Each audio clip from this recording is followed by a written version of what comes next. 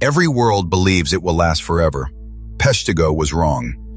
Just after 8 o'clock on the evening of October 8, 1871, a French-born priest named Peter Pernin was walking the edge of a neighbor's field at the dark margin of a Wisconsin lumber town. The air had been wrong for weeks, a haze of smoke that never lifted, a dryness that cracked the boardwalks.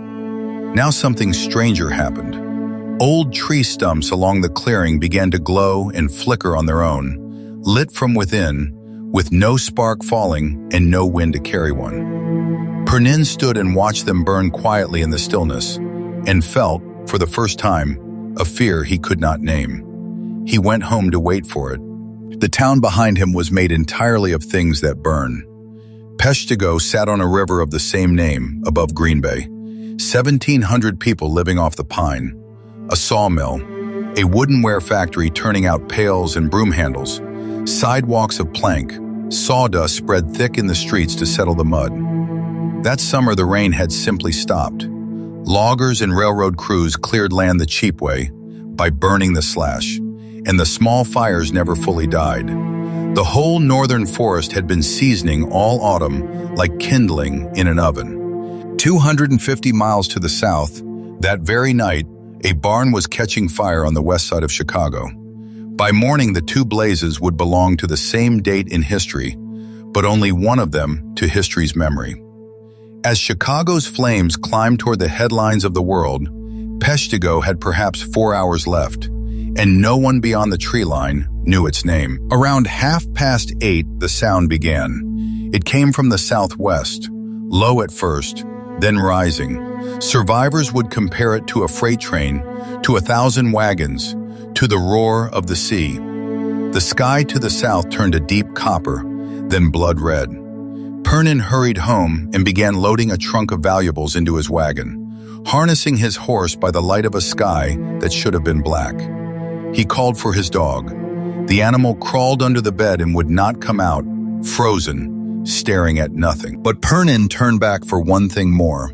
He drove to his small church and went inside for the tabernacle, the gilded cabinet from the altar that held the consecrated host, the most sacred object he owned.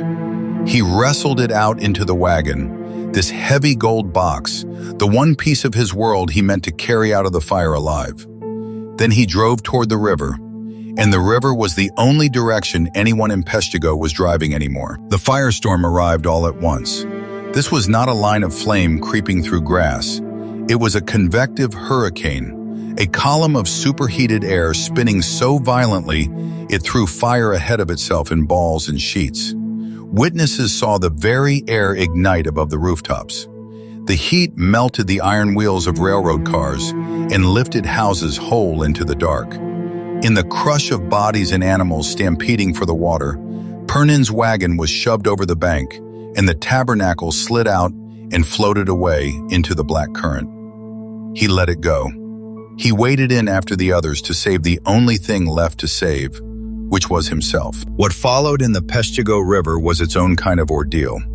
Hundreds of people stood in the water beside their cattle, packed shoulder to shoulder for hours as the town burned down to the waterline around them. The air above the surface was lethal. Embers rained so thickly that anyone who lifted a head too long felt their hair catch, and people doused each other again and again with cupped hands. The water that saved them was snowmelt cold, and as the fire passed, a new enemy crept in, the slow stupor of hypothermia. Pernin stood in that river for 5.5 hours. Dawn came gray over a place that no longer existed. Where the town had been, there was ash to the ankle, and chimneys standing alone. The dead lay in the streets in the open fields, and some of them bore no burns at all. The firestorm had pulled the breath from their lungs and killed them where they stood, before the flames ever reached them. In Peshtigo, perhaps 800 died that night, close to half the people who had gone to bed there. And Peshtigo was only the center of it. The same wall of fire swept across roughly 1.25 million acres, swallowing a dozen surrounding settlements and the logging camps in between. The most careful estimates put the dead across the whole burned country at between 1,200 and 2,500 souls, more than any wildfire before or since in American history. Then came the cruelest detail of all. The fire had burned the telegraph lines and the rail link, so for days the outside world heard nothing. When word finally struggled out, every wire and every front page already belonged to Chicago, where the famous fire had killed around 300. Relief trains and donations poured toward the city. The deadliest fire in the nation's history had happened on the wrong night, in a town too small to interrupt a bigger story, and so it slipped almost whole through the fingers of memory. But not everything was lost.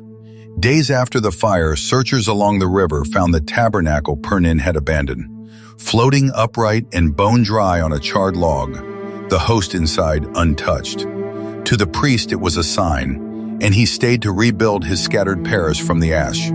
He did one more thing, too. In 1874, he wrote down everything he had seen and published it, calling it "The Finger of God is There." And it survives today as the most vivid eyewitness account of that night, the reason a stranger can still stand in the Peshtigo River in the dark and feel the heat. A town that the world forgot left behind one man determined that it would be remembered. Some catastrophes are remembered for their scale.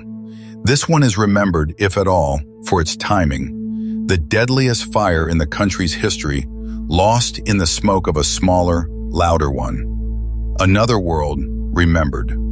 Walk the next one with me.